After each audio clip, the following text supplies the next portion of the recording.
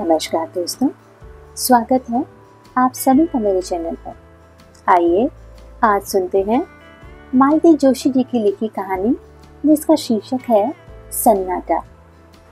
कहानी पसंद आए मित्रों तो वीडियो को लाइक, शेयर और चैनल को सब्सक्राइब अवश्य करें। दर्पण के सामने देर तक बैठने के बाद भी उसका मन नहीं भरा। मेकअप की हल्की सी परत एक जादू सा कर गई थी और वह अपने ही प्रतिबिंब पर मुग्ध हुई जा रही थी। कौन कहेगा कि वह 50 को छू रही है। कुछ भी तो नहीं बदला है। उम्र के साथ चेहरा थोड़ा भर गया है, बालों में इक्का दुक्का रुपये तार झलमला रहे हैं बस। पर इन बातों ने तो उसके सौंदर्य को गरिमा ही प्रदान की है। अब तो सारा दिन ही जैसे भागम भाग में बीतता है। बिंदी लगाने भर को वह आईने में झांक पाती है। नहीं तो एक समय वह भी था जब वह घंटों आईने के सामने बैठकर निहारा करती थी। उन दिनों कॉलेज भर में उसके रूप के चर्चे थे। इसी रूप चाल ने तो गिरीश को बांधा था। इसी के बल पर तो वह बिना किसी दान दहेज के इतने बड़े घर में आई थी। बड़ा घर याद आते ही उसका मन ऐसा कसेला हो उठा जैसे दांतों नीचे कोई कड़वी चीज आ गई हो। बीते दिनों की स्मृतियों ने कोई मधुर रागिनी नहीं छेड़ी, बल्कि मन में एक टीस सी उठी। वो एक झटके के साथ उठी और कपड़ों की अलमारी के सामने जाकर खड़ी हो गई। बेकार की बातों से वह इस समय अपना अच्छा भला मूड बिगाड़ना नहीं चाहती थी। साड़ी का चुनाव वाकई एक समस्या थी। अपनी रोजमर्रा की साड़ियों की ओर तो उसने झांका भी नहीं। साल दर साल उन्हें ही पहनते वह ऊब चुकी थी। कुछ साड़ियाँ जो समारोहों के लिए खरीदी गई थी, पर हर कपड़ा हर मौके पर खिलता थोड़े ही है। साड़ी ऐसी हो जो अवसर विशेष के अनुकूल हो और उसकी सौम्य सोबर इमेज भी बनाए रखे।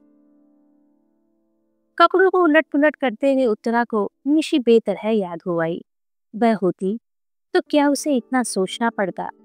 वह तो पता नहीं कब से मुनासिब सी साड़ी, मैचिंग चूड़ियाँ, पर्स, चप्पलें सब कुछ निकाल कर रख चुकी होती। उसके रहते मजाल थी कि मम्मी उल्टा सीधा पहनकर या बेतरतीबी से बाल लपेटकर बाहर चली जाए। कपड़े ही नहीं, उसका तो घर की हर समस्या पर अधिकार था।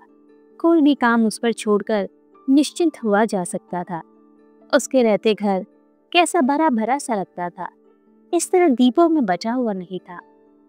उत्तरा को पीएचडी मिली थी तब निशी मुश्किल से 16 की रही होगी। स्टाफ मेंबर्स पार्टी के लिए इसरार कर रहे थे।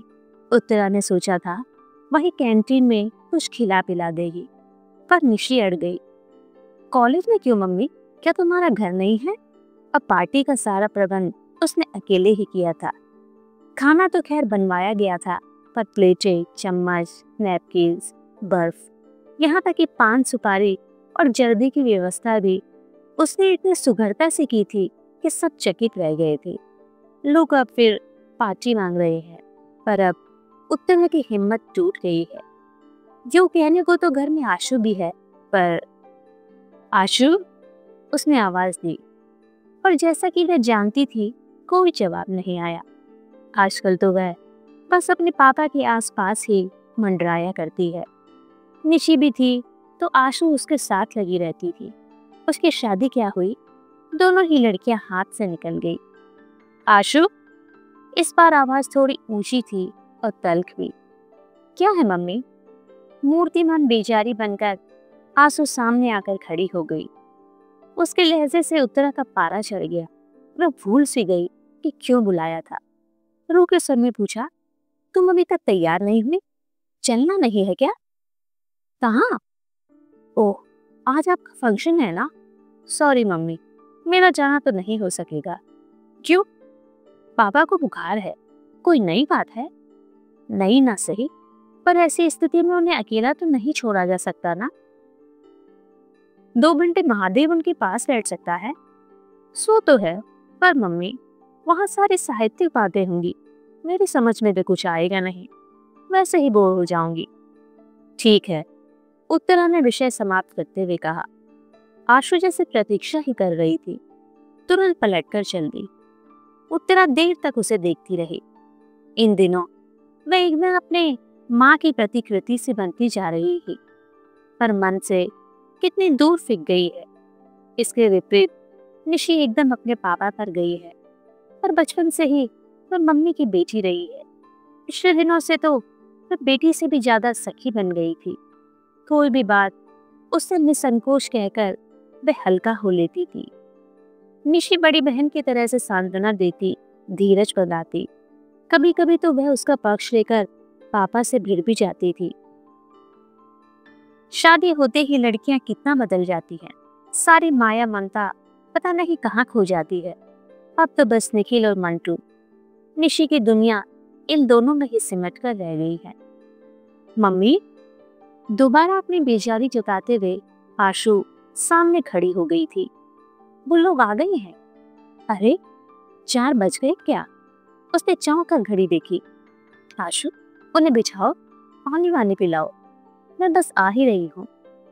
अपने को आखिरी बार आईने में देखने के लिए वह मुड़ी तो उसमें निशी का खिंचा खिंचा सा चेहरा ही परिलक्षित हुआ। उत्तरा जल भूनकर रह गई। मेरे मेहमानों को 1 गिलास पानी पिलाने में इसकी जान चली जाती है। पापा के लिए हर आधे घंटे बाद चाय बनाते समय इसके हाथ नहीं थकते। मैं बुदबुदाई, पर सारा गुस्सा भीतर ही भीतर पी गई। इस समय वह अपना मन एकदम प्रसन्न रखना चाहती थी। हेलो उगली बेटी, उसने बड़े खुशनुमा अंदाज में कहते हुए हॉल में प्रवेश किया, पर वहां सतीश मेहता अकेला बैठा अखबार पढ़ रहा था। सामने ट्रे में पानी से भरा गिलास अनछुआ रखा था।